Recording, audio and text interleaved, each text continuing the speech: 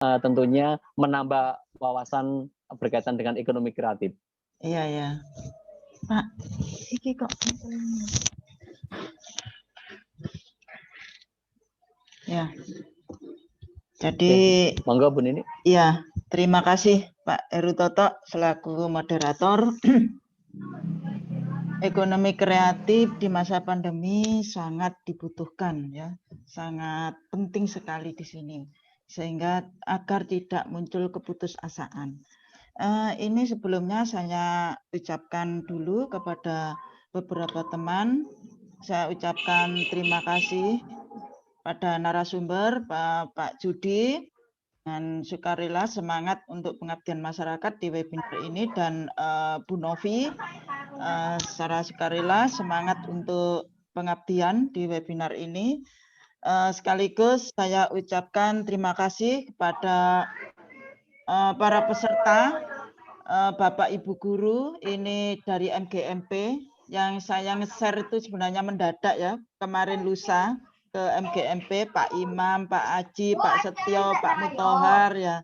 Terima kasih Pak MGMP yang ternyata yang hadir sangat banyak sekali dari Bapak Ibu Guru dan terima kasih semuanya kehadirannya kepada Bapak Ibu dari Unisda dan dari Probolinggo dan banyak ini juga ada yang dari Mojokerto dan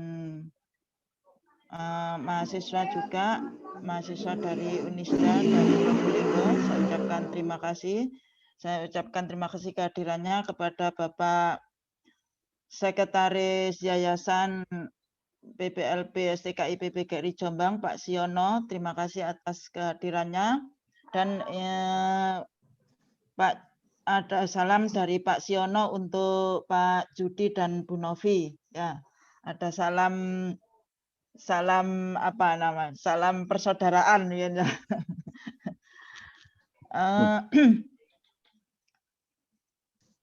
Sekarang saya mulai untuk menyampaikan bahwa ekonomi kreatif ini sebenarnya perlu terus kita galakkan, tidak bisa setengah-setengah. Jadi ekonomi kreatif itu bagaikan api.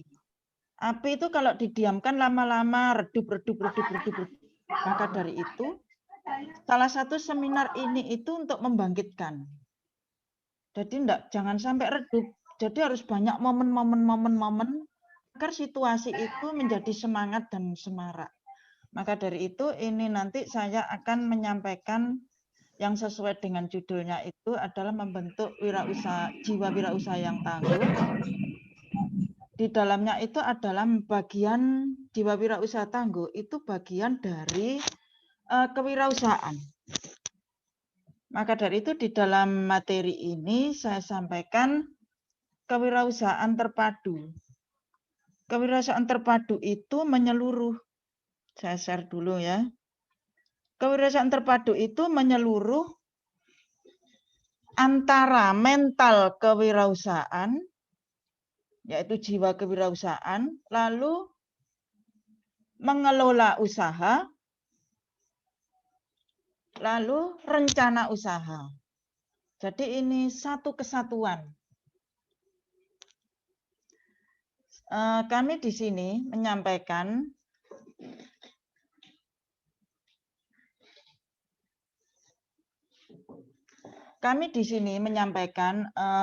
mohon maaf sebelumnya tidak bermaksud untuk menggurui.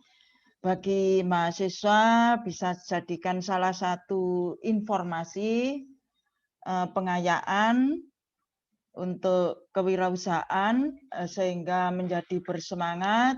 Bagi Bapak Ibu Guru sebagai wawasan informasi yang bisa nanti disampaikan kepada siswanya. Ini nanti PowerPoint-nya akan kami share ke chat ya, barangkali bermanfaat. Lalu bagi Bapak Ibu dosen bisa informasi ini bisa jadikan bahan informasi untuk di-share kepada mahasiswa. Semoga bisa membangkitkan semangat entrepreneurship.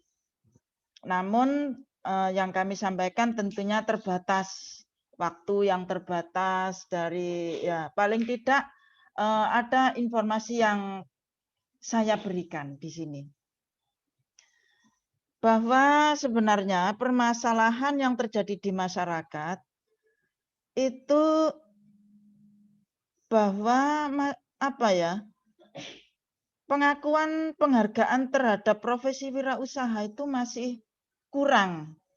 Masyarakat itu masih menghormati PNS, dokter, pengacara, insinyur, arsitek ya, yang jelas-jelas gitu ya. Sehingga dinilai wirausaha itu suatu pekerjaan yang tidak jelas. Ya. Akibatnya generasi muda kurang menjadi minat dengan wirausaha. Nah, salah satunya di dalam webinar inilah untuk membangkitkan bahwa wirausaha itu penting dalam segala lini, dalam segala kondisi. Kalau perlu ada sebuah pelatihan bagaimana ini bisa terus terpacu, terus terkondisikan, akhirnya menjadi perilaku. Nah, kalau dalam psikologi ya Pak Judi ya. Ini Pak Judi ini sudah sering berikan pelatihan-pelatihan yang saat ini kemarin ketemu di Jombang dengan Pak Judi, yang ternyata Pak Judi bekerja sama dengan BKKBN, keliling di beberapa kecamatan Pak Judi ya. Memang benar-benar ahli trainer. Kalau sudah di trainer Pak Judi ini mesti tertawa cekikian ini mungkin ya.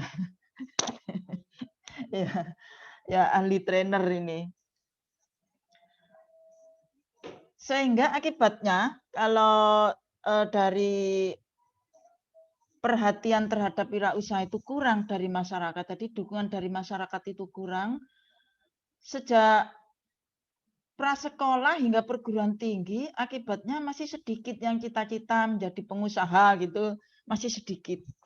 Mesti cita-citanya ingin jadi dokter, pengacara, insinyur gitu ya. Nah, ini yang perlu pelan-pelan kita rubah. Saat kita mengajar, Bapak Ibu dosen, saat mengajar Bapak Ibu guru, nah ini pelan-pelan dirubah. Selain jadi ini, jadilah wirausaha yang secara fleksibel. Apalagi sekarang sudah mulai beralih digital. Kalau sudah beralih digital, toko itu di laptop, toko itu di HP. Kemana saja toko itu ada di HP. Sudah tidak perlu toko yang besar. Situasinya sudah berbeda lagi. Ini sudah banyak yang terjadi.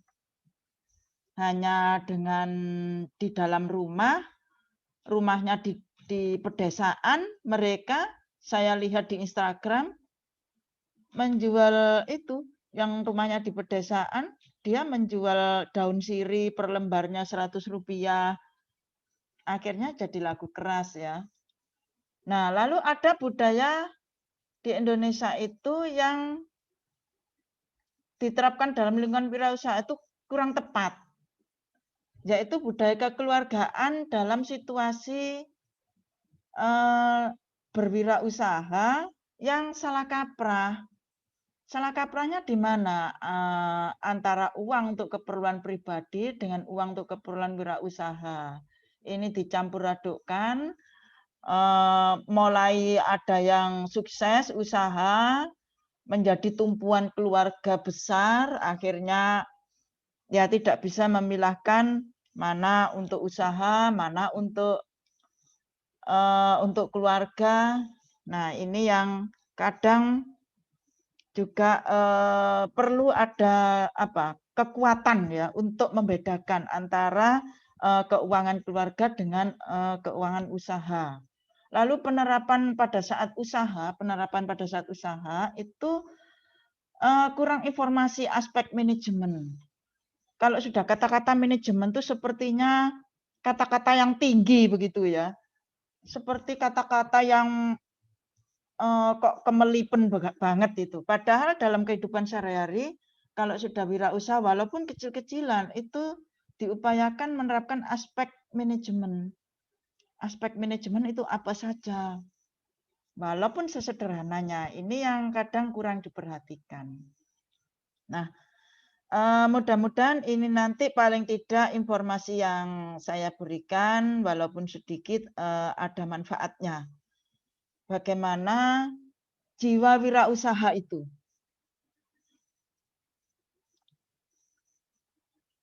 Mental wirausaha atau mental kewirausahaan, jiwa wirausaha itu sama. Di sini ini secara teori, ini yang dikeluarkan oleh pakar kewirausahaan Zimmerer. Tentunya Bapak Ibu dosen insya Allah sudah banyak tahu, Bapak Ibu guru juga banyak yang tahu. Ini secara teori memang banyak, tapi walaupun secara praktek ini tidak perlu secara terperinci, tetapi kita perlu teori sebagai landasan untuk pengembangan. Bahwa secara teori mental wirausaha itu ada 5 poin. Percaya diri, berorientasi tugas dan hasil, pengambilan risiko, kepemimpinan, keorisinilan, berorientasi ke masa depan. Ini secara mendasar mental wirausaha yang harus dipegang. Percaya diri itu seperti apa? Percaya diri ya percaya pada diri sendiri. Oh, bukan. Saya setiap mengajar, apa bedanya percaya diri dengan bunuh diri? Ya jelas beda. Oh, ya beda-beda tipis. Kalau percaya diri itu melangkah dengan disertai pengalaman, informasi yang cukup, pernah pengalaman, paling tidak pernah mendapatkan informasi, paling tidak pernah berdiskusi, paling tidak pernah mencoba. Dan itu percaya diri untuk melangkah. Tapi kalau bunuh diri, melangkah dengan cepat tanpa disertai pengalaman, tanpa disertai pengetahuan, akhirnya seperti melangkah di dalam lubang. Nah, ini yang kadang tidak bisa dibedakan. Percaya diri itu ini sebuah percaya diri ataukah nekat. Nah, ini yang kadang tidak bisa dibedakan. Lalu berorientasi tugas, pengambilan risiko, kepemimpinan. Jadi kepemimpinan itu tidak harus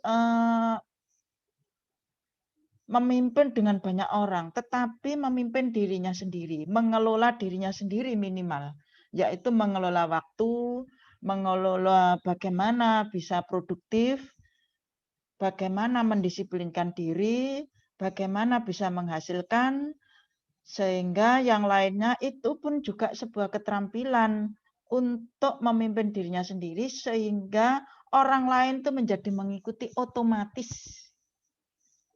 Akhirnya jadilah pemimpin. Nah, lalu dilanjutkan dengan keorisinilan. Keorisinilan itu inovasi dan kreativitas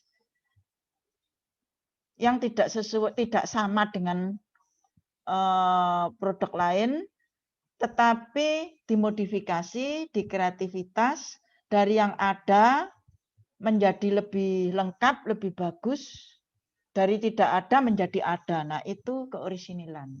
Lalu berorientasi ke masa depan, jadi tidak hanya berpikiran jangka pendek, kalau tidak ada untungnya tidak mau bekerja, kalau ada untungnya mau bekerja. Ini yang salah. Di mana ada manfaatnya, kita semangat. Di mana ada manfaatnya untuk ke depan, kita antusias mempelajari. Karena untuk investasi jangka panjang, itulah orientasi masa depan. Di orang Jawa zaman dulu mengatakan, Tuno Satak Batisana. Apa itu Tuno Satak Batisana? Enggak apa-apa, rugi tenaga, rugi pikiran, enggak apa-apa. Tapi mendapatkan saudara. Termasuk di webinar ini ya. Di webinar ini mendapatkan saudara saya. Mendapatkan saudara Pak Judi, Bu Novi, dan semua audiens semuanya. yang ternyata tidak menyangka sangat banyak pesertanya sampai berapa itu, sampai 98 peserta ini sampai. Ya, saya mendapatkan saudara yang banyak sekali. Itulah jiwa wirausaha. Lalu bagaimana untuk bisa membentuk jiwa wirausaha? Membentuk jiwa wirausaha itu sebuah proses. Jadi tidak bisa semerta-merta hari itu dibentuk, hari itu jadi. Ini makan proses waktu yang lama. Mental kewirausahaan itu terus dilatih. Nah, melatih itu dari intern dan dari ekstern. Dari ekstern dimulai dari yang terkecil, dari keluarga. Dilatih secara informal dari keluarga, dilatih mendisiplinkan diri, kebersihan. Terus apalagi setelah kebersihan, lalu keterampilan, keahlian, dan seterusnya. Lalu ada pelatihan formal. Pelatihan formal itu seperti saya pernah ikut achievement motivation training. Lalu ada pelatihan, apalagi Pak Judi. Ini bidangnya Pak Judi nih karena ini. Pak Judi ini selain sarjana ekonomi juga sarjana psikologi. Ya, banyak ya pelatihan-pelatihan untuk membentuk mental kreatif, pelatihan untuk menjadi antusias, pelatihan menjadi optimis, dan seterusnya ya. Lalu yang terpenting di sini membentuk diri sendiri. Jadi melatih dari diri sendiri, membentuk jiwa wirausaha dari diri sendiri. Ini yang terpenting. Jadi mental jiwa wirausaha itu sebuah proses yang dibentuk bisa dari luar dan dari dalam, yang itu terintegrasi.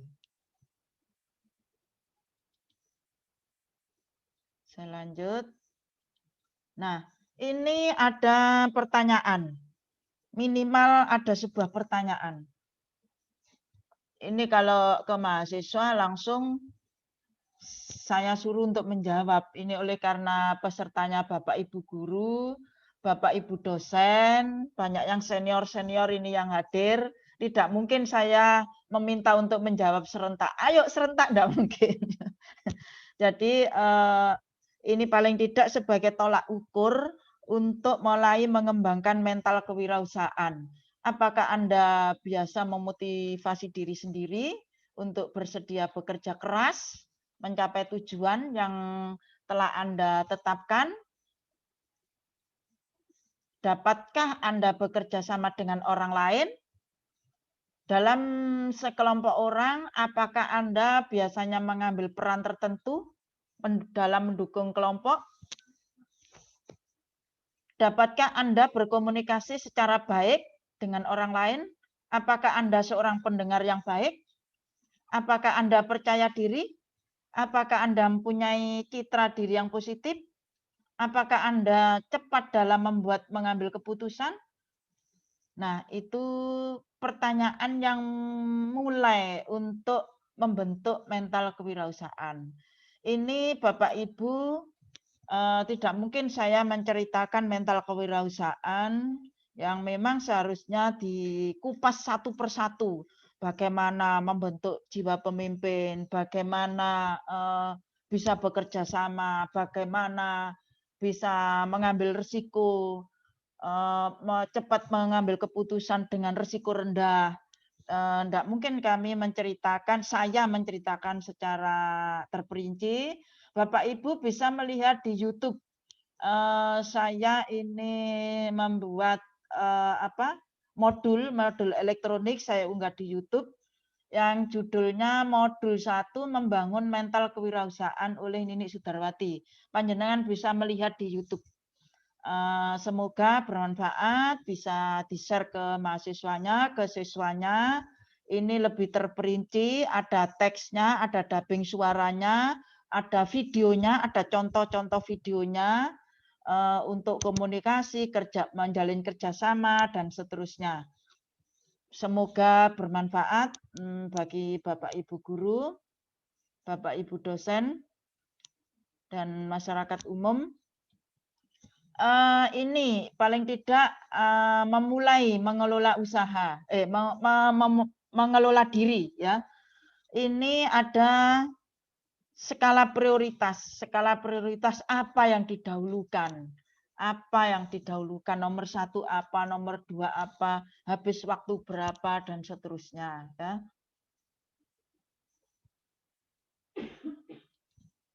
Selanjutnya, mengelola usaha. Di dalam entrepreneurship, ini saya percepat aja waktunya supaya Anda habis. Mengelola usaha itu menyangkut semua aspek manajemen. Sebenarnya sampai aspek manajemen strategi dan gongnya rencana usaha ya. Di sini manajemen produksi, manajemen pemasaran, break even point, menyusun laporan keuangan, manajemen sumber daya manusia. Ya, saya percepat saja bahwa proses perencanaan produksi itu dengan melakukan penelitian dan pengembangan produk, yaitu penelitian proses produksi dan penelitian produk. Selanjutnya pengendalian bahan dan penentuan persediaan optimal, pengendalian kualitas dan pengendalian kuantitas. Lalu dari segi pemasaran, yaitu perlu memperhatikan siklus marketing. Siklus marketing itu melihat masalah, dari kebutuhan ditampilkan masalah, setelah ditampilkan masalah, contohnya Anda berjerawat, ini masalah karena bisa terjadi tidak percaya diri. Lalu setelah ditampilkan masalah, lalu tampilkanlah sebuah produk yang Anda tawarkan. Ini produk ini salah satu solusi untuk menyelesaikan masalah Anda yang bikin tidak percaya jerawat Anda, misalkan begitu. Nah, itu merupakan siklus marketing ya. Selanjutnya marketing mix 4P, yaitu price, product, place, promotion. Ini yang sudah umum, produknya itu bagaimana, kemasannya, isinya, kualitasnya, dan seterusnya, harganya yang terjangkau, yang kompetitif, place tempatnya di mana, lalu promosinya bagaimana, jalur distribusinya bagaimana, sampai semakin ke pelosok, semakin menjadi pemimpin marketing. Lalu marketing berdasarkan analisis kelayakan barang, yaitu alasan emosional dan alasan rasional. Kalau emosional itu dengan jam tangan yang mewah, walaupun yang mewah, yang enggak mewah, pokoknya enggak gampang rusak, sebenarnya itu sama saja. Tapi dengan emosional, jam tangan yang mahal menunjukkan brand image yang mahal menunjukkan bahwa Anda orang kaya. Nah, itu alasan emosional. Kalau alasan rasional ya berdasarkan kebutuhan. Lalu segmentasi pasar. Ada segmentasi geografi, ada segmentasi strata ekonomi, ada yang kalau strata ekonomi itu kelas menengah, kelas bawah, kelas atas. Kalau geografi itu ya wilayah, ya wilayah lokal, wilayah nasional, dan seterusnya. Saya percepat. Ini break even point. Break even point itu sebenarnya ini yang terpenting di dalam usaha. Walaupun sederhana pun, walaupun tidak mau teori, break even point apapun yang terjadi harus diperhatikan agar tidak rugi fatal. Kalau sudah rugi modal, ya itu sebuah apa itu penyesalan ya. Rugi enggak apa-apa, rugi tenaga, rugi pikiran, rugi waktu, agar tapi tidak terus-menerus. Nah, break even point ini membahas bagaimana supaya tidak rugi. Bagaimana minimal itu supaya tidak rugi dulu. Setelah itu baru memikirkan untung ya. Ini ada rumusnya sebenarnya ini ya. Nah, bisa dipelajari. Nah, ini juga ada di modul saya, bisa dipelajari sehingga nanti bisa bermanfaat. Selanjutnya di sini menyusun laporan keuangan. Ya, ini PowerPoint-nya yang ya sudah enggak apa-apa dah. Menyusun laporan keuangannya yang ini yang agak trouble ini. Lalu manajemen sumber daya manusia. ini MSDM ya, kadang tidak diperhitungkan. Kita bekerja, membuat, memasak di dapur, lalu dijual, tenaga kita itu tidak diperhitungkan. Bahwa itu adalah SDM. Yang bekerja, yang membuat itu adalah SDM. Ini sederhana banget. Anak-anak kita membantu dari mengemas, dari sampai memasarkan, itu SDM itu. Memanfaatkan SDM yang ada di sekitarnya sekaligus sebagai proses belajar. Bukan memplokodo ya, tetapi untuk proses belajar berentrpreneurship, berjiwa mandiri, tangguh menghadapi tantangan. Nah, ini yang kadang image yang negatif memperdaya memanfaatkan. Nah, ini yang kadang salah pengertian bahwa tim di dalam keluarga kalau kita untuk berentrpreneurship ini yang perlu dibudayakan, itulah yang justru menciptakan kemandirian. Ini yang perlu digalakkan. Nah, ini akhirnya di dalam kesimpulan bahwa kewirausahaan itu adalah satu kesatuan antara mental wirausaha dan mengelola usaha. Mental kewirausahaan diperlukan sebagai dasar kekuatan memulai menghadapi tantangan usaha, berinovasi dan berkreasi. Menjalankan usaha sederhana, usaha dengan modal kecil tetap menerapkan semua aspek manajemen. Pengembangan usaha perlu melakukan analisis peluang dan menyusun rencana usaha. Jadi itu yang bisa saya berikan. Kalau ada lengkapnya, ini ada di YouTube, sehingga Bapak Ibu tinggal ngetik saja. Modul 2 mengelola usaha oleh Nini Sudarwati. Diketik itu saja sudah muncul modulnya. Ini alamat YouTube-nya ada. Jadi Bapak Ibu tinggal mencari di situ sehingga modulnya itu tidak membosankan. Ada teksnya, ada dubbingnya, dan ada videonya. Itu dari saya. Semoga bermanfaat dan saya ucapkan terima kasih sekali lagi kepada audien yang ternyata spektakuler ya, tidak menduga banyak sekali dari Bapak Ibu guru. Saya nge-share ke MGMP itu mendadak, ternyata jumlahnya banyak sekali. Terima kasih banyak atas perhatiannya dan Bapak Ibu dosen dan ada masyarakat umum juga, saya ucapkan terima kasih. Sekian, terima kasih. Wassalamualaikum warahmatullahi wabarakatuh.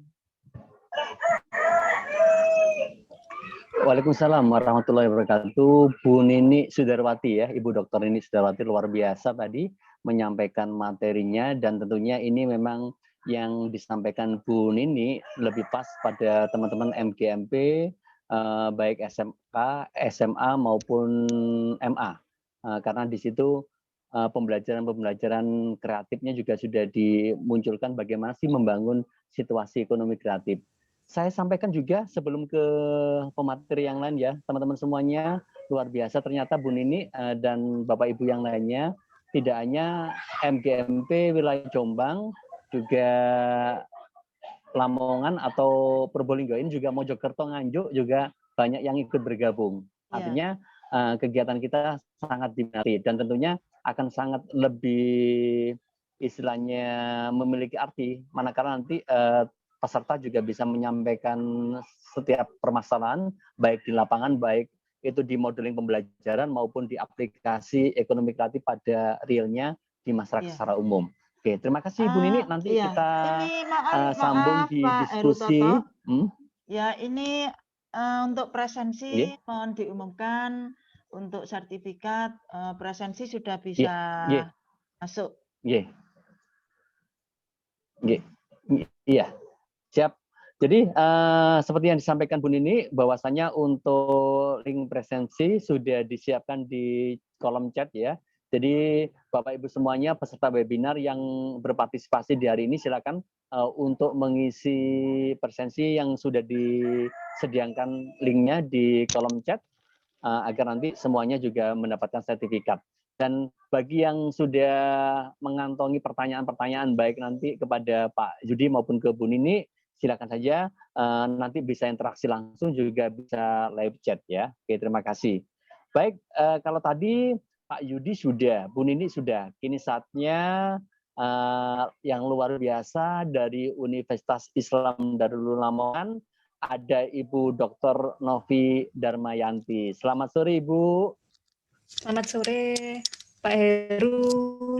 Ibu, nggak apa-apa, Bu, ya. Yang belakangan harus mana justru yang nanti akan memberikan gong penguatannya, nggih. Oke, Bu Novi, tadi sudah beberapa disampaikan Pak Yudi juga Bu Nini. Nggak apa-apa. Justru jenengan yang nanti lebih pada penguatannya dan lebih pada aplikasinya, baik itu secara real, ekonomi kreatif pada masyarakat umum, atau mungkin pada sisi pembelajaran ekonominya pada yang nanti akan dilaksanakan Bapak Ibu guru yang ada di lembaga pendidikan. Oke, monggo untuk Ibu Dr. Novi Darmayanti dari Universitas Islam Darul Ulum Lamongan. Oke, terima kasih Pak Heru. Bismillahirrahmanirrahim. Assalamualaikum warahmatullahi wabarakatuh. Waalaikumsalam warahmatullahi wabarakatuh. Selamat sore, salam sejahtera buat kita semuanya. Yang kami hormati Ibu Dr. Nini Sudarwati, Bapak Dr. Judi Suharsono, dan moderator kita yang sangat luar biasa, Bapak Heru Toto, dan Bapak Ibu semua peserta webinar pada sore hari ini yang bertemakan membentuk jiwa kewirausahaan dan ekonomi kreatif. Baik Bapak Ibu, tadi sudah disampaikan oleh Pak Yudi dan Bu Nini, ya sudah banyak disampaikan. Ini saya bingung mau menyampaikan apa lagi nih ya. Jadi sekiranya di sini saya share screen dulu, sekedar.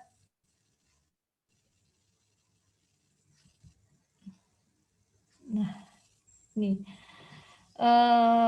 kalau kita bisa mengamati bahwasannya membentuk ekonomi jiwa wirausaha tadi yang sudah disampaikan oleh Bu Nini itu sangat sulit sekali ya. Begitu pula dengan kita kalau memulai. Biasanya orang kalau memulai itu takut untuk jatuh ya, seperti itu.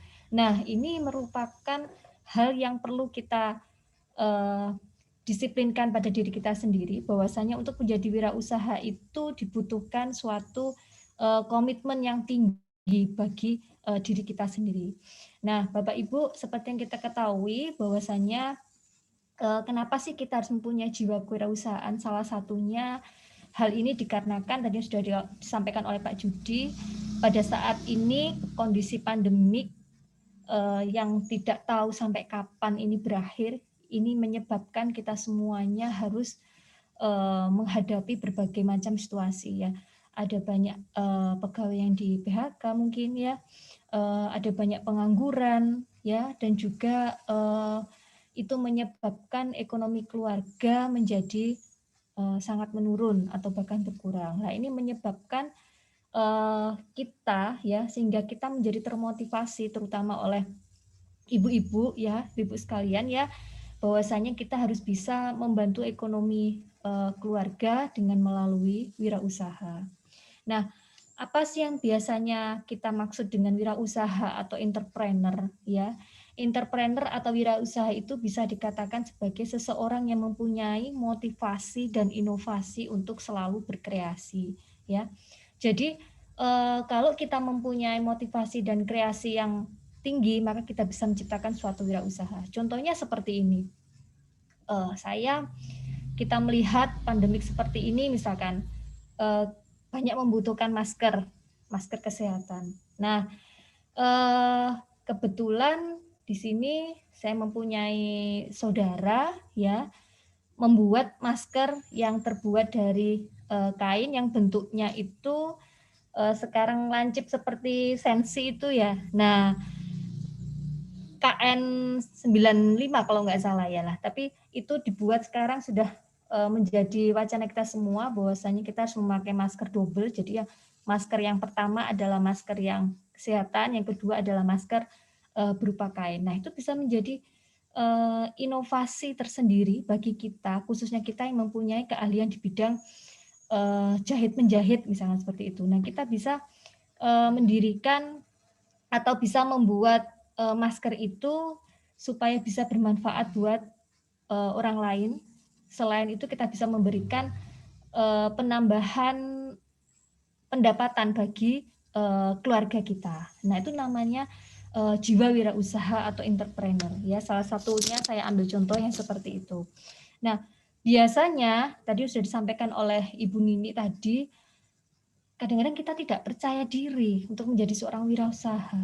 Lah, bagaimana cara meneguhkannya ya? Kita mulai dari diri kita sendiri. Misalkan kita pakai contoh pembuatan masker tadi, kita pakai sehari-hari. Dari keseharian kita nanti bisa diawasi atau bisa diperlihatkan kepada teman sejawat kita, sekantor atau tetangga. Kok bagus ya maskernya Bu Novi ya? Beli di mana Bu? Seperti itu ya. Akhirnya saya bisa mempromosikan, oh ini belinya di tetangga saya loh, ini belinya di saudara saya loh. Nanti kalau beli sekian dapat potongan sekian. Nah, itu salah satunya adalah membangun kepercayaan diri kita kepada orang lain. Terus yang kedua, berorientasi pada hasil. Jadi di sini kita jangan kalau sudah tidak menghasilkan sesuatu yang maksimal, maka kita menjadi menyerah. Nah, itu bukan jiwa wirausaha. Sekali jatuh kita bangun lagi. Memang sulit, tetapi kita harus mempunyai sifat yang seperti itu. Ya. Terus yang ketiga adalah berani mengambil resiko ya. Ini mengambil resiko ini ya. Biasanya kalau di mata kuliah manajemen resiko ya atau manajemen keuangan, kita biasanya identik dengan mengambil investasi saham ya, broker seperti itu. Nah, kita berani berinvestasi untuk membeli saham misalkan kepada suatu perusahaan UMN atau perusahaan yang ada listing di Bursa Efek, maka kita akan berani mengambil resiko. Sebesar apa nanti kalau kita berinvestasi sekian, lotnya sekian, nanti tiap bulan atau kita lakukan tiap hari pergerakan sahamnya seperti itu, nanti kita bisa mengamati naik turunnya indeks harga saham gabungan seperti itu ya. Terus yang selanjutnya yaitu kepemimpinan, orisinalitas dan berorientasi kepada masa depan. Tadi sudah dijelaskan oleh Bu Nini ya, saya rasa Bapak Ibu sudah memahami akan hal itu. Nah, lalu bagaimana cara membangun jiwa wirausaha? Salah satunya yang pertama adalah tekad. Kalau kita sudah mempunyai tekad, ya, bahwasanya saya harus mempunyai usaha untuk menambah penghasilan keluarga. Itu adalah salah satu tekad yang harus ada pada diri kita, ya. Terus yang kedua adalah memulai usaha itu harus sesuai dengan bakat dan minat. Kalau kita tidak mempunyai bakat menjahit, ya menjahit masker, membuat masker, ya jangan dilanjutkan usaha itu. Kita sesuaikan. Kalau kita bakatnya membuat kue, ya monggo kita bisa wirausaha membuat kue. Kita bakatnya adalah kepandaian keahliannya adalah di era digital, katanya Pak Judi tadi, maka kita bisa melakukan usaha, misalkan membuka internet, ya, membuka Shopee online dan lain sebagainya, ya, seperti itu. Setelah itu adalah fokus, ya. Jadi melakukan usaha itu, ya usaha itu kita harus fokus dan konsisten. Kalau kita sudah tidak fokus, maka kita tidak bisa melakukan hal-hal yang lebih berat lagi, ya. Contohnya seperti ini. Kita sudah fokus berwirausaha membuat kue, ya. Setelah itu ada teman kita sejawat berhasil, ya, usahanya misalkan di bidang pembuatan masker pernak-pernik, atau sekarang yang ada di belakang itu pengait hijab yang belakang. Nah, kita menjadi tidak teguh lagi, tidak fokus. Aduh, enaknya koyoknya nak pindah ke sini ya. Saya tak ganti usaha sini aja. Nah, itu namanya tidak fokus atau tidak konsisten. Ini yang menyebabkan usaha kita menjadi tidak lancar, seperti itu. Yang keempat adalah kita harus berani belajar dari yang berpengalaman. Artinya bahwa orang sebelum kita adalah orang-orang yang mempunyai pengalaman dan mungkin kesuksesan. Jadi kita belajar dari beliau-beliaunya bagaimanakah cara berwirausaha yang sukses, ya, berwirausaha yang bisa menciptakan seni dan juga menciptakan peluang untuk orang lain bekerja di tempat kita. Artinya adalah membuka peluang pekerjaan bagi orang lain. Nah, ini adalah belajar kiat-kiat sukses dari orang berpengalaman, ya seperti itu. Seperti ini saya ini juga yang belum punya pengalaman banyak, ya. Jadi saya belajar bagaimanakah cara untuk bisa seperti Pak Judi, seperti Bu Nini. Nah, itu namanya belajar dari orang-orang yang sebelumnya sukses, ya seperti itu. Dan yang keempat, lakukan sekarang juga. Jadi untuk berwirausaha itu tidak boleh ditunda-tunda lagi ya Bapak Ibu. Jadi kalau kita mempunyai keinginan untuk sekarang aku harus mempunyai usaha seperti ini. Nah, lakukan sekarang juga, jangan ditunda. Ya. Ya Bu, tapi kan berkaitan dengan modal usahanya. Bagaimana saya belum punya modal usaha yang besar. Nah, ini kalau sudah kena modal usaha ini berarti kita akan menjadi niatnya, wah urung lagi nih buka usaha iki, warung kopi ini dengan warnet ini dengan wifi sebesar ini nanti butuh dana sekitar 60-70 juta. Tabungan saya masih 30 juta. Sisanya bagaimana? Nah, ini ya. Ini adalah menjadi istilahnya tantangan atau ancaman bagi wirausaha. Bagaimanakah cara pengumpulan modal yang akan kita lakukan untuk berwirausaha. Nah, itu adalah nanti salah satu trik yang kita pelajari di ekonomi kreatif. Nah, ini ya Bapak Ibu, ekonomi kreatif ya. Jadi untuk ada kaitannya membuka wirausaha, menjadi wirausaha, membuka usaha dengan ekonomi kreatif ya. Ekonomi kreatif itu apa Bapak Ibu? Ekonomi kreatif itu adalah konsep yang istilahnya di era pandemik ini tentang mengintegrasikan suatu sistem informasi dan kreativitas, tapi ini terkait dengan sumber daya manusia ya. Jadi semakin bagus sumber daya manusia yang dimiliki, maka dia bisa menjadi ya salah satu pendorong. Yang pertama ide ya.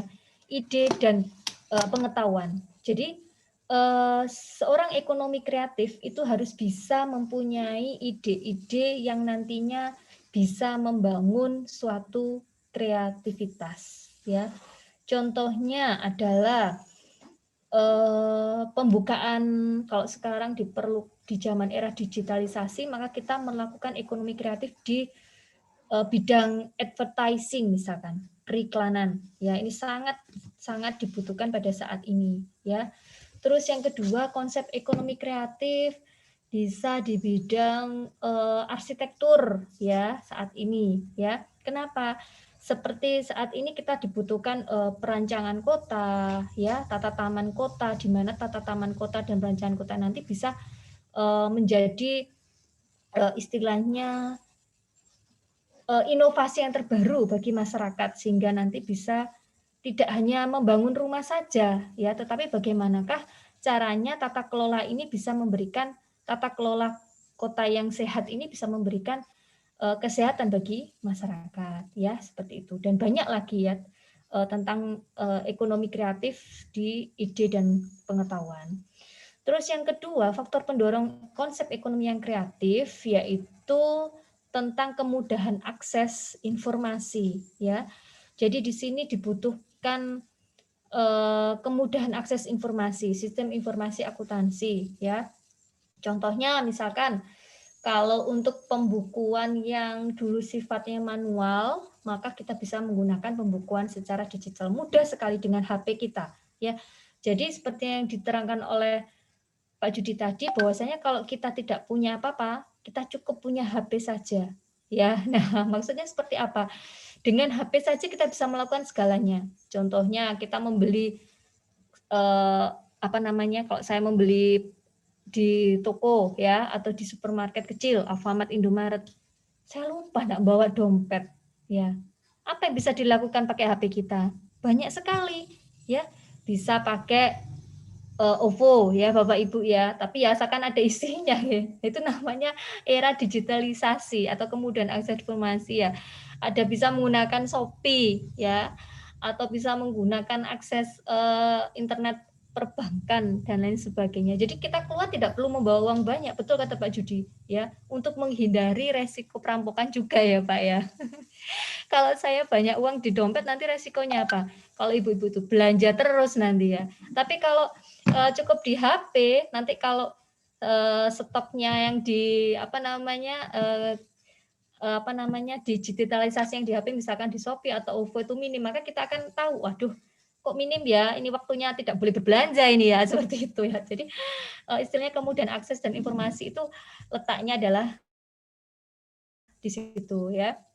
Atau mungkin Bapak Ibu dulu masih menggunakan mungkin laporan keuangannya masih manualitas ya, kita bisa menggunakan pakai HP dengan buku warung ya. Saya ingin menjelaskan tentang manfaat dari buku warung ya. Jadi nanti kita bisa menyusun laporan keuangan tidak manualitas lagi, tapi cukup melalui laporan keuangan yang cukup sederhana kita pakai di HP kita, di gadget kita ya. Itu adalah kemudahan akses, termasuk juga kemajuan teknologi ya. Terus yang keempat adalah keahlian tenaga kerja. Jadi faktor pendorong dalam konsep ekonomi kreatif ini yang terakhir adalah keahlian tenaga kerja. Keahlian tenaga kerja ini bisa dikaitkan dengan sumber daya manusia yang dimiliki ya.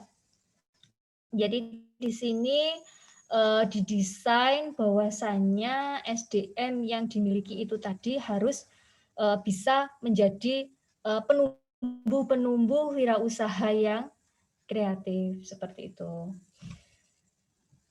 Nah, lalu apa sih manfaat ekonomi kreatif pada saat ini? Yang pertama adalah membuka lapangan kerja baru. Jadi di sini memberikan banyak manfaat terutama di masa pandemik ini dengan melakukan ekonomi kreatif lah. Ya, kalau kita tidak bisa memberikan laba yang banyak misalkan, tapi namanya usaha kan mulai dari kecil ya. Kalau tidak dari kecil langsung besar kan tidak mungkin. Jadi mulai bertahap. Kita harus telaten ya seperti itu. Jadi menciptakan lapangan kerja baru.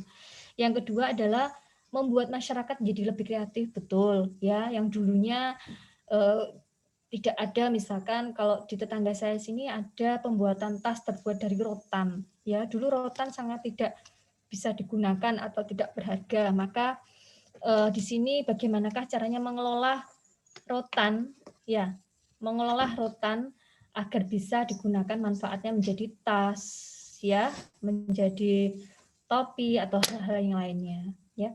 Terus yang ketiga terkait dengan yang nomor 1, kalau kita menciptakan lapangan kerja baru maka kita bisa mengurangi pengangguran, ya. Ini adalah salah satu bisa membantu kinerja dari pemerintah juga ya, mengurangi angka pengangguran. Yang keempat adalah meningkatkan inovasi di berbagai bidang ya, terkait dengan nomor 2. Dan yang terakhir adalah menciptakan kompetisi bisnis yang lebih sehat. Nah ini untuk menciptakan kompetisi bisnis yang lebih sehat maka dibutuhkan seorang wirausaha yang berjiwa sehat juga ya. Kadang-kadang kita mengetahui bahwasanya untuk seorang wirausaha itu kan identik dengan persaingan usaha. Tapi bagaimanakah caranya kita bisa memberikan persaingan usaha yang sehat? Ini memang sulit, tapi kalau kita bisa melakukannya dengan jujur, insya Allah kita bisa. Ya, seperti itu. Yang terakhir, mengapa sih ekonomi kreatif ini perlu kita kembangkan? Salah satunya adalah karena akan memberikan kontribusi secara ekonomi. Ya, jadi meningkatkan pendapatan keluarga dan juga meningkatkan pendapatan nasional pemerintah ya. Yang kedua karena iklim bisnis, jadi persaingan dunia bisnis maka diperlukan wirausaha yang kreatif untuk menumbuhkan inovasi-inovasi yang lebih bagus lagi, yang lebih maju lagi. Yang ketiga sebagai ciri khas bangsa kita maka kita sekarang lagi digalakkan oleh Presiden Jokowi ya, yang kemarin kebetulan juga di kampus kami PPKMB itu mengadakan pameran UMKM dalam masa era digitalisasi ekonomi kreatif yang kemarin dihadiri oleh Bapak Bupati Lamongan.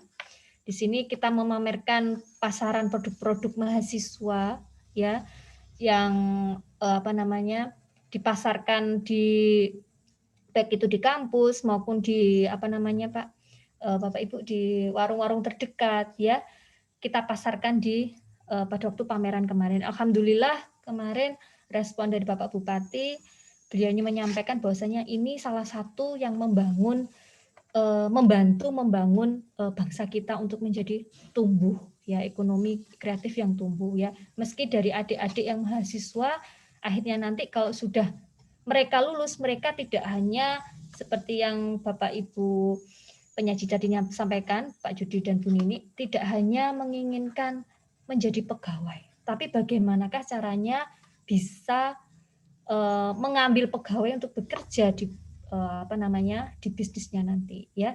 Kalau orang sekarang kan memang bangga ya, saya bekerja di sini ya, mengharap kalau ada PNS gitu langsung perekrutan PNS dan sebagainya. Mereka lupa bahwasanya untuk menjadi wirausaha ini yang sangat dibutuhkan oleh bangsa kita. Ya, menciptakan lapangan usaha ini memang sulit, tapi kalau kita mempunyai kemauan yang tinggi, insya Allah kita bisa ya, seperti itu. Terus yang ketiga adalah sumber daya terbarukan. Ya, jadi di sini kita menciptakan sumber daya manusia yang mempunyai jiwa kreativitas yang tinggi. Ya, yang keempat inovasi dan kreativitas pastinya nanti terkait dengan sumber daya. Dan yang keempat berdampak sosial. Berdampak sosial ini nanti bisa menjadikan kita menjadi lebih solid, baik itu di lingkungan masyarakat maupun di lingkungan secara nasional. Masih waktunya masih ada, Pak Toto? Sudah cukup, Bu. Setelah ini kita akan bangun komunikasi atau diskusi bersama para peserta. Oh, sudah cukup. Gitu. Terima kasih Pak Toto. Demikian yang bisa mungkin saya sampaikan. Nanti kita bisa lebih banyak sharingnya mungkin. Kurang lebihnya saya mohon maaf. Terima kasih. Wassalamualaikum warahmatullahi wabarakatuh. Waalaikumsalam warahmatullahi wabarakatuh. Luar biasa dan sangat menguatkan dari pemateri yang pertama, kedua, Ibu Dr. Novi Damayanti, yang beliau sehari-hari adalah Dekan Fakultas Ekonomi Universitas Islam Darul Ulum Lamongan. Bapak Ibu dan seluruh hadirin yang berbahagia yang sampai saat ini juga masih setia bersama kami mengikuti webinar dengan satu tema membentuk jiwa wirausaha tangguh dan ekonomi kreatif yang dilaksanakan pada hari Minggu tanggal 27 Juni 2021.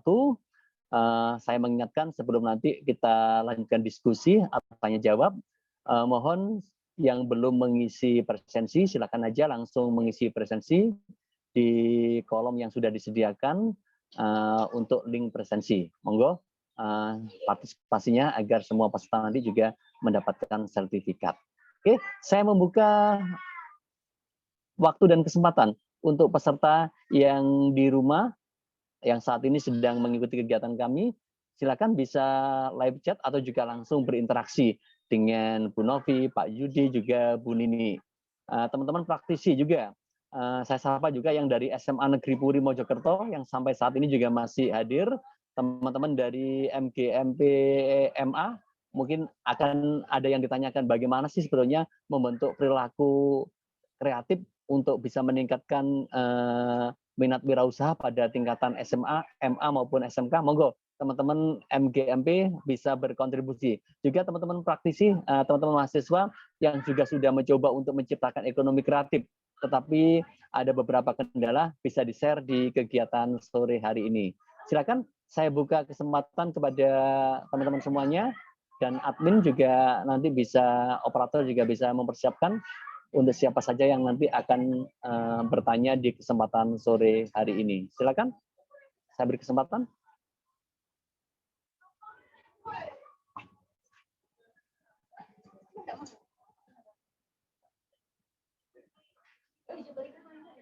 Tadi yang sudah sempat sambil menunggu yang lainnya ya,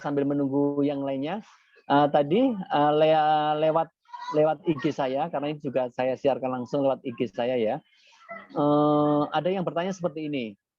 Pertanyaannya tadi ke Pak Judi ya, dari Else yang ada di Kertosono Nganjuk. Saya bacakan Pak Yudi pertanyaannya. Bapak, saya selaku pendamping dana desa. selama ini banyak istilahnya anggaran yang diberikan ke desa untuk pembangunan ekonomi kreatif. Kira-kira wadahnya seperti apa sehingga kami dari pendamping desa bisa memberikan rekomendasi kepada desa yang kami bina untuk pembangunan ekonomi kreatif terutama pada tingkatan lingkungan yang ada seperti kayak di Karang Taruna atau mungkin di remaja masjid yang ada di desa dampingan saya. Untuk Pak Yudi dari Else yang ada di Kertosono Nganjuk. Oke. Terima kasih Pak Heru, Mbak Else, selamat siang. Assalamualaikum warahmatullahi wabarakatuh. Jadi kalau seperti usulan Mbak Else banyak dilakukan, bisa dilakukan. Satu lewat BUMD, ya, Badan Usaha Milik Desa, dan di sana bisa ada beberapa paket-paket program dalam artian begitu itu berdiri, banyak sekali usaha yang ada di dalamnya. Salah satunya pengembangan kreativitas dari remaja. Taruhlah itu ada SBU khusus ya. Jadi misalnya BUMD bergerak di bidang apa, terus di dalamnya ada SBU bentukan dari Mbak Else. Misalnya kalau Karang Taruna itu membentuk tablon ya, itu bisa dilakukan. Jadi sebaiknya memang melalui BUMD. Tapi apabila BUMD belum terbentuk, yang bisa dibentuk antar Karang Taruna itu seperti ya lembaga-lembaga khusus yang memang naungannya untuk usaha seperti CV dan lain sebagainya. Tapi saran saya sih lebih baik masuknya di BUMD. Jadi BUMD itu mempunyai beberapa unit, salah satunya unit usaha dari Karang Taruna itu. Luar biasa kalau Mbak Else sempat menjadi bagian dari pengawasan atau bagian dari pendamping dana desa, karena memang sebetulnya kreativitas masyarakat itu banyak sekali tapi tidak bisa ditampung secara langsung. Justru di sinilah fungsi Mbak Elsa untuk bisa memasukkan di dalam salah satu lembaga yang berkontribusi untuk menghasilkan pendapatan. Kalau hampir di desa ya, Jombang juga sudah ada itu BUMD yang desa menghasilkan sesuatu itu, kalau tidak salah desa wisata ya. Nah, di dalam desa wisata itu nanti di dalamnya masuk kelompoknya Mbak Elsa, ya sablon kaos dan lain sebagainya. Jadi saran saya sebaiknya ada di dalam bagian SBU di BUMD tersebut. Begitu Mas Pak Heru, terima kasih untuk Mbak Elsa juga. Oke. Mudah-mudahan Mbak Elsa yang ada di Kertosono Nganjuk lebih bisa memahami seperti apa peran dari pendamping desa, dan mudah-mudahan dengan komunikasi bagus, dengan panduan yang jelas, desa bisa terangsang masuk dalam artian bisa termotivasi untuk bisa sebagian dari anggaran yang memang sudah dianggarkan untuk model-model pelatihan ekonomi kreatif bagi remaja atau masyarakat, tentunya baik dari Karang Taruna maupun remaja masjid. Oke. Terima kasih Mbak Elsa. Untuk yang lainnya juga saya tunggu yang sudah bergabung lagi ini Pak Yudi, Bu Nini, dan Bu Novi. Nanti mungkin bisa sedikit sama-sama bisa saling menambahi. Ada pertanyaan dari Ibu Niputu Listiawati. Ibu Niputu Listiawati untuk Pak Yudi, Bu Nini, dan Bu Novi. Bagaimana melatih untuk bisa fokus pada usaha-usaha yang baru dirintis, dan bagaimana cara menggali ide-ide kreatif mahasiswa di bidang entrepreneur ya. Sekali lagi saya ulangi, bagaimana melatih untuk bisa fokus pada usaha-usaha yang baru dirintis, dan bagaimana cara menggali ide-ide kreatif mahasiswa di bidang entrepreneur. Silakan saya beri kesempatan, ini pertanyaan langsung mengarah pada tiga pemateri ya. Ada Pak Yudi, Bu Nini, dan Bu Novi. Monggo. Ya, Bu Nini dulu saja enak, Bu Nini, monggo. Iya, ya. Terima kasih. Ini siapa ini namanya yang bertanya ini? Mbak atau Pak? Ada ini? Bu Niputu. Ini Ibu Niputu. Cewek ya ini. Ibu Niputu ya. Terima kasih atas perhatiannya. Ini paling tidak sudah ada mulai semangat ya. Ibarat api itu sudah mulai membara ini. Ya, terima kasih. Jadi ini bagaimana untuk bisa fokus ya, untuk bagaimana melatih untuk bisa fokus pada usaha baru. Jadi melatih untuk bisa fokus pada usaha baru itu paling nomor satu dicoba, diulang, dicoba, pantang menyerah. Terus ya. Yang kedua, menjalin komunikasi. Jadi kalau kita sudah yang dirintis itu produk apa, kita mencari yang produknya mirip ya. Ini siapa produsennya, mendekat, menjalin komunikasi, kerjasama, atau bagaimana sehingga ada dengan dalam lingkungan yang sama-sama wirausaha itu bisa mengakibatkan membangkitkan diri yang semakin fokus. Kalau kita mulai merintis lalu komunikasinya itu tidak pada orang yang sama-sama usaha, itu keantusiasannya kurang. Jadi kalau memang fokus, komunikasinya lebih intensif, kerjasamanya lebih intensif, mitranya lebih intensif, yang sama-sama wirausaha. Kalau bisa, yang sebidang, yang seproduk gitu ya. Ya, mungkin itu salah satu solusinya. Jadi ada dua solusi. Solusi pertama, dicoba dan dicoba terus sehingga menjadi fokus. Agar menjadi fokus, terus tidak mengalami kegagalan, dicoba. Agar tidak mengalami kegagalan lagi, bermitra dengan yang sudah pengalaman. Kalau biasanya orang merintis, bermitra dengan orang besar, itu kadang tidak diminati.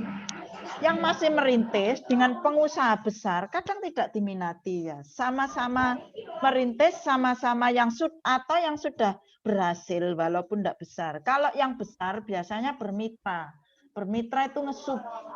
Ngesup yang kemarin saya melatih itu jahit sepatu. Jahit sepatu, banyak ada kelompok-kelompok yang menjahit sepatu itu apa itu ininya namanya kepalanya ya. Kepalanya saja bermitra dengan pabrik sepatu. Itu ngesup-ngesup namanya. Kalau yang apa? Kelompok kecil itu ya. Nah, jadi biasanya kalau dengan usaha besar itu biasanya bermitra atau ngesup. Tapi intinya itu teruslah berkomunikasi, teruslah bekerja sama, teruslah berkonsultasi, berdiskusi yang sama-sama usaha. Sehingga itu salah satu menjadi fokus. Lalu ini pertanyaannya tadi apa yang nomor 2 tadi itu? Bagaimana menggali ya, ide? Ini bagaimana menggali ide, betul ya. Ini ada yang namanya konsep ide produk baru ya. Konsep ide produk baru itu bermula dari mencari wawasan, bukan mencari wangsit ya. Mencari wawasan, kalau mencari wangsit kan bertapa di kamar gitu ya. Ya enggak muncul-muncul. Tapi kalau munculnya ide itu mencari wawasan. Mencari wawasan itu bisa jalan-jalan di mall, jadi tidak harus belanja ya. Jalan-jalan di mall, mana yang marketable, mana yang paling diminati itu, namanya marketable itu. Oh, ini yang produk ini yang paling diminati, paling tren, paling disukai.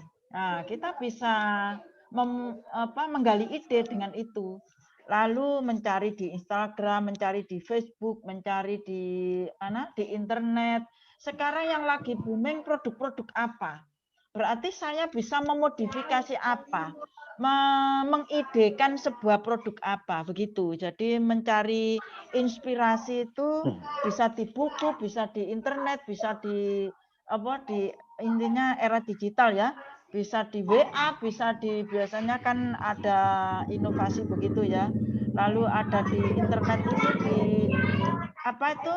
marketplace itu ada di Shopee, di Bukalapak dan seterusnya. Mana produk-produk yang cepat laku, akhirnya kita menjadi muncul itu. Ya, itu dari saya, Pak Heru Toto. Mungkin ditambahkan oleh Bu Novi.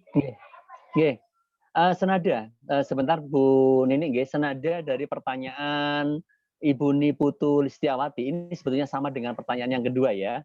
Jadi pertanyaan kedua saya sambungkan saja ya. dari Mbak Ira ya, saya nggak tahu Mbak Ira dari mana ini Mbak Ira ya. Ada pernyataan seperti ini, ada pertanyaan seperti ini. Penerapan ekonomi kreatif memang membutuhkan motivasi diri, seperti yang sudah dijelaskan ketiga pemateri tadi.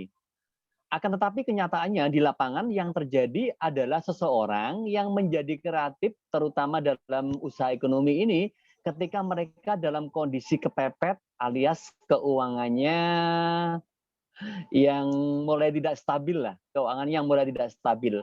Hal ini terutama terjadi pada mereka yang sudah berkeluarga karena tuntutan kebutuhan, karena tuntutan kebutuhan ekonomi, maka mereka baru muncul ide-ide kreatif. Dan selama ini Mbak Ira ini juga sebagai guru pembina KWU, selama membina siswa dalam bidang KWU, terutama di MA, hingga saat ini lulusan belum menunjukkan tanda-tanda tertarik untuk membuka usaha sendiri. Mereka lebih banyak membantu usaha orang tuanya. Nah, langkah-langkah apa yang dilakukan untuk langsung membidik siswa agar mereka muncul ide kreatifnya? Padahal Bu Ira dan tim KWU di sekolah ini sudah tidak bosan-bosannya selalu memberikan contoh dan dengan cara membuka usaha sendiri, baik itu koperasi maupun di sekolahan. Tetapi mereka lebih cenderung memilih bekerja di pabrik. Ini kita coba sinambungkan dengan pertanyaan Niputu tadi. Mungkin Bu Ira bisa menguatkan apa yang sudah disampaikan Bu Nini tadi. Mohon maaf, Bu Novi, silakan. Terima kasih Pak Toto. Tadi sudah disampaikan oleh Bu Nini, Ibu Sinten tadi, Bu Niputu sama Bu Niputu. Mbak Ira. Mbak Ira ya, bahwasanya bagaimana bisa melatih fokus untuk usaha yang baru. Nah ini satu, Ibu harus yakin ya. Kalau orang sudah yakin itu biasanya pasti bisa melakukan. Kalau kita tidak yakin, kalau kita sebagai orang Muslim ya, kalau sudah yakin kita bisa melangkahkan kaki kita dengan benar seperti itu. Yakin dulu Bu yang pertama. Terus yang kedua, kita harus belajar pada, kalau saya bisa menyingkat di sini, ATM Ibu. ATM itu amati terus terus melakukan modifikasi.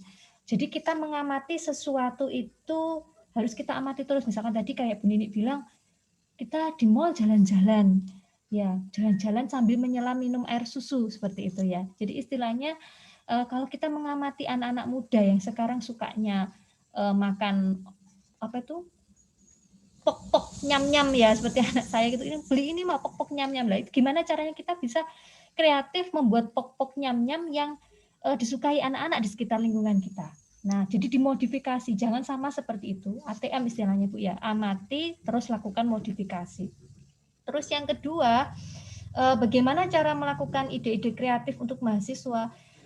Di sini kalau bisa kami berikan contoh, kalau di kampus kami biasanya kami melakukan pelatihan kewirausahaan Bu. Jadi setiap 1 semester sekali ya. Jadi kebetulan di Fakultas Ekonomi saya ada dosen yang khusus bidang kewirausahaan. Itu saya menginstruksikan kepada dosen bahwasanya akhir UAS ya, hasil ujiannya akhir UAS itu harus bisa mahasiswa itu memberikan istilahnya usaha selain proposal juga usaha nyata. Jadi setiap akhir semester itu biasanya anak-anak disuruh oleh dosen KWU mengumpulkan wirausahanya. Bisa berupa makanan, bisa berupa desain produk ya dan lain sebagainya. Yang penting ada ya.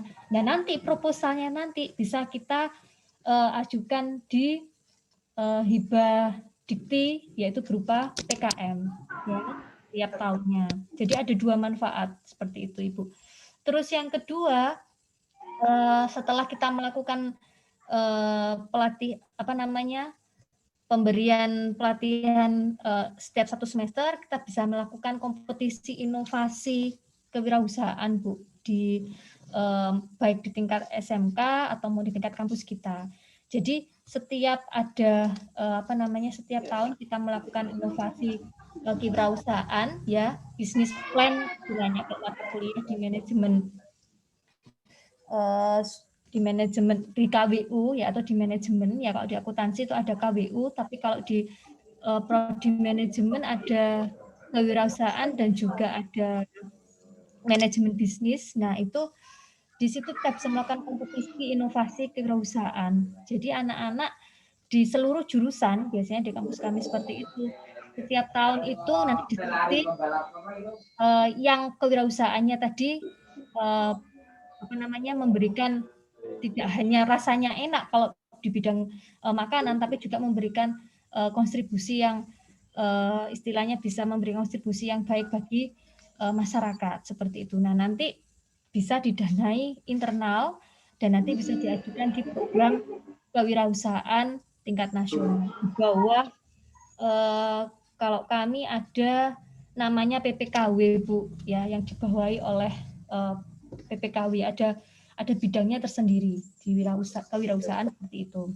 Nah, kebetulan ketua PPKW-nya adalah dosen Fakultas Ekonomi, jadi saya sering melakukan komunikasi dengan beliau tentang kewirausahaan ini. Terus selanjutnya tentang Bu, yang terakhir untuk menggali ide kita harus up to date yang paling terakhir. Jadi up to date sekarang yang dibutuhkan pada masa pandemik seperti ini tuh kira-kira apa ya.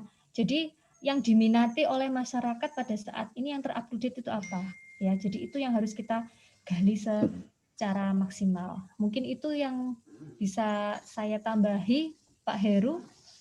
Matur suwun. Nggih.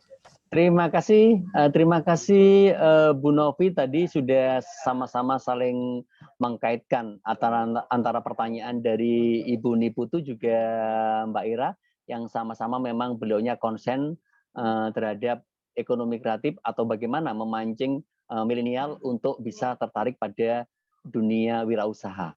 Dan yang satu ini pertanyaan dari dari siapa ini ya? Dari Ibu ya, dari Ibu Umi Nur Komaria. Terima kasih Ibu Umi Nur Komaria. Salam Pak Toto untuk ketiga pemateri. Ini ada salah satu pertanyaan, bagaimana kalau orang tua seorang pengusaha kecil dan si anak melanjutkan, apakah ini disebut kreatif? Jika bukan, bagaimana memunculkan ide kreatifnya? Karena mungkin yang dipasarkan adalah produk orang tuanya juga sudah banyak. Nah, seperti itu. Bagaimana Pak Yudi? Kalau istilahnya anak melanjutkan atau istilahnya meneruskan usaha orang tuanya dan mereka juga berusaha untuk sedikit mengembangkan, apakah ini juga bagian disebut dengan kreatif, Pak Yudi? Oke, terima kasih. Kayaknya ini semakin sore pertanyaan semakin banyak ya. Jadi Pak Toto yang harus membatasi ini. Bahaya ini. Iya, ternyata kewirausahaan itu kayak diesel ya, semakin lama semakin ramai. Ya, saya singgung sedikit dari mana itu kalau yang dari guru MA tadi, sebetulnya satu yang tidak kalah penting peran orang tua gitu loh. Peran orang tua itu luar biasa loh. Jadi memang anak-anak MA itu setara SMA jarang sekali memang dipersiapkan untuk wirausaha. Gitu loh, karena tujuannya MA itu setelah itu kuliah gitu. Nah, tapi ada tapinya itu. Ada baiknya memang wirausaha. Nah, justru orang tua yang tidak setuju, taruhlah misalnya SMA, dia masih SMA ya. Kecuali kalau SMK ya.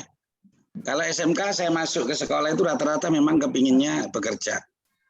Tapi kalau MA rata-rata memang kuliah. Jadi tugas guru-guru MA itu lebih berat untuk mengatur kewirausahaan. Karena peran orang tua itu penting sekali. Tidak usah jauh-jauh. Saya juga punya teman dosen, anaknya wirausaha itu tidak boleh coba. Terus dia cerita saya, anak saya mau wirausaha tak penging. Kenapa? Halah rugi gimana? Lelah sama lah ngajar wirausaha gitu kan ya. Nah ini loh, konsep-konsep ini sebetulnya pusatnya di orang tua, itu harus gitu loh. Orang tua mulai awal membiarkan anaknya mencoba-coba usaha, itu penting. Terus yang menarik lagi, apakah kalau misalnya anak melanjutkan usaha ibunya atau orang tuanya termasuk kreatif? Iya, karena biasanya di anak itu taruh lagi nih, seperti yang kemarin saya lihat misalnya di Jombang, ya Itu menurut saya ada onde-onde enak itu. Tapi Bu Nini sama temennya itu enggak setuju. Onde-onde yang gembuk gitu itu bukan dari beras asli katanya.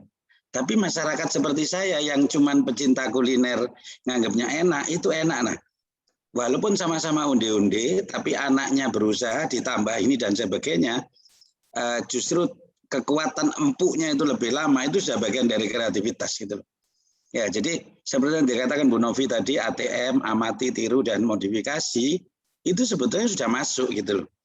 Intinya anak itu juga tidak kepingin sama persis seperti orang tuanya, pasti usahanya biar kelihatan berkembang. Jadi, nah untuk cara-cara kreativitas sudah sama semuanya. Intinya kalau ada sesuatu, cobalah dilihat terus dipikir bisa enggak dibuat lebih baik. Itu sudah bagian kreativitas itu. Ya, bisa enggak dibuat lebih baik ya. Orang kalau saya di Jombang suka onde-onde. Yang menurut saya beda dengan Mojokerto gitu. Tapi ibu berdua yang kemarin bareng sama saya itu langsung protes. Oh, kalau penyuka onde-onde enggak suka yang gini Pak Yudi. Karena ini sudah ada campuran tepungnya lain. Tapi bagi saya yang penyuka onde-onde biasa ya masuk saja. Jadi justru orang-orang kreatif seperti itu membuat saya jadi suka onde-onde itu. Nah, jadi intinya peran orang tua tidak bisa kita lepas begitu saja ya. Yang kedua, apabila anak melanjutkan ya saya yakin itu bagian dari kreativitas. Tidak usah jauh-jauh misalnya sekarang musim orang tua yang jualan kue semprit saja, kue lama, terus atasnya ditambah ini, ditambah topping yang lain, itu sudah kreatif gitu. Jadi ibu-ibu yang usahanya dilakukan anaknya, jangan takut untuk tidak jadi kreatif. Jadi insya Allah karena anak itu semuanya kepingin lebih baik dari orang tuanya. Sehingga lepaskan saja, lihat dari jauh. Pasti itu bagian dari kreativitas. Hanya itu Pak Heru, terima kasih. Bu Nini juga, Bu Novi, semoga ini awalan yang baik. Monggo lanjut. Terima kasih Pak Yudi sudah menguatkan lagi dan tadi juga ada sempat via chat juga ya disampaikan kepada Bu Novi. Ibu, kalau memang ada beberapa lembaga atau pihak yang memberati KWU, kami mohon diberi aksesnya agar kami di tingkatan SMA, MA maupun SMK kami bisa bekerja sama dengan pihak-pihak yang tentunya memberikan respon positif terhadap ekonomi kreatif atau kekreatifan pada tingkatan lembaga pendidikan.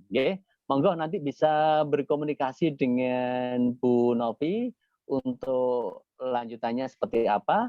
Dan terima kasih kepada seluruh pemateri yang hari ini sudah hadir.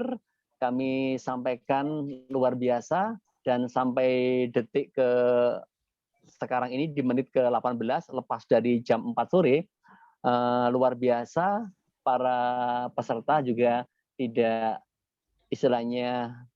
sampai meninggalkan kita dan semuanya masih berpartisipasi di kegiatan kita di sore hari ini. Dan saya sampaikan kepada Ibu Nini Sudarwati selaku pemateri dari STKIP BG Jombang, Bapak Dr. Yudi Suarsono dari Universitas Pancamarga Probolinggo, ada Ibu Dr. Novi Darmayanti dari Universitas Islam Darul Ulum Lamongan. Semuanya terima kasih. Mudah-mudahan kebersamaan kita tetap terjalin dan kami juga berharap apabila peserta yang juga ingin terus melanjutkan diskusi ini via chat ke beliau semuanya, kami mohon waktunya panjenengan juga memberikan kesempatan kepada para peserta karena mungkin keterbatasan waktu di tempat kita yang saat ini juga harus segera diakhiri. Pak Yudi, terima kasih Pak Yudi. Salam untuk keluarga yang ada di Probolinggo. Bu Novi, terima kasih Bu Novi. Salam untuk keluarga yang ada di Lamongan. Juga Bu Nini, terima kasih Bu Nini. Mudah-mudahan profesornya segera turun dan kami juga mendapatkan barokahnya katanya Pak Yudi tadi seperti itu. Amin, amin, amin. Iyalah, Profesor. Amin, amin mudah-mudahan. Semoga lancar, Bu. Terima kasih Pak Heru Toto atas kesediaannya sebagai moderator. Dan kami sampaikan juga kepada seluruh peserta, salam untuk yang ada di Nganjuk, Mojokerto, di Probolinggo maupun di Lamongan semuanya, baik teman-teman dari MGMP, MA, SMK maupun MA, juga dari seluruh mahasiswa di 3 perguruan tinggi baik STKIP PGRI Jombang, Universitas Pancamarga Probolinggo maupun Universitas Islam Darul Ulum Lamongan, kami haturkan terima kasih. Dan masih diberi kesempatan bagi yang belum presensi, monggo segera presensi, dan tentunya kita akan menunggu webinar-webinar berikutnya yang akan terus mengasah keekonomian kreatif dan tentunya akan membangun semangat tangguh dalam jiwa wirausaha. Kepada 3 pemateri sekali lagi saya terima kasih, kepada seluruh peserta terima kasih semuanya. Kesempurnaan hanya milik Allah Subhanahu wa taala. Kalaupun saya memandu acara di kesempatan sore hari ini ada kekurangan, itu hanya kekurangan seorang Heru Toto Triwahono. Dari Kota Jombang, saya akhiri. Wabillahi taufiq wal hidayah. Wassalamualaikum warahmatullahi wabarakatuh. Waalaikumsalam Waalaikumsalam warahmatullahi wabarakatuh.